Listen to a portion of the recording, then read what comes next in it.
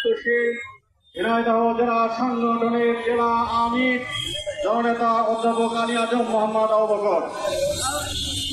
আসসালামু আলাইকুম ওয়া রাহমাতুল্লাহ। 5 দফা দাবি আদায়ের ভিত্তিতে কেন্দ্রীয় ঘোষিত কর্মসূচির অংশ হিসাবে ডিসি অফিসে স্মারকলিপি প্রদান করার পূর্ব সমাবেশে উপস্থিত আছেন বাংলাদেশ জামাত ইসলামীর জেলা পর্যায়ের নেতৃবৃন্দ, উপজেলা পর্যায়ের নেতৃবৃন্দ, সাংবাদিক বন্ধুগণ, দায়িত্বরত সরকারি কর্মকর্তা কর্মচারীগণ, সমবেত ভাই সব, আসসালামু আলাইকুম ওয়া রাহমাতুল্লাহ। সম্মানিত ভাই সব, আমাদের দাবি সুস্পষ্ট। 5 দফা দাবি আদায়ের লক্ষ্যে ধারাবাহিকভাবে আন্দোলন চলছে। সেই আন্দোলনের অংশ হিসাবে আজকে ডিসি অফিসে স্মারকলিপি প্রদান।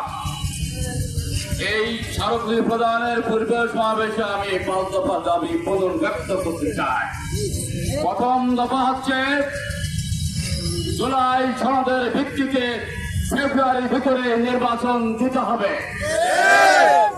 2 নম্বর হচ্ছে জাতীয় সংসদের উচ্চ কক্ষ নিম্ন কক্ষ উভয় কক্ষেই পিয়ার পদ্ধতি চালু করতে হবে। 3 নম্বর হচ্ছে লেভেল প্লেইং ফিল্ড চালু করতে হবে। 4 নম্বর হচ্ছে ফ্যাসিস্ট হাসিনা সরকার এবং তার দোসরদের কোন খুন দুর্নীতির বিচার দৃশ্যমান হতে হবে।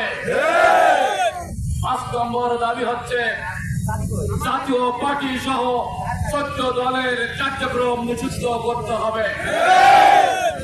এই দাবি সম্মিলিত স্মারকলিপি নিয়ে আমরা এখন ডিসি অফিসে যাব। আপনারা সবাই আমাদের সাথে অংশগ্রহণ করবেন, শৃঙ্খলার সাথে যাবেন। জেলা নেতৃবৃন্দ সামনে থাকবে, আপনারা শৃঙ্খলার সাথে আমাদেরকে অনুসরণ করবেন। আমরা এখনই মিছিল শুরু করছি।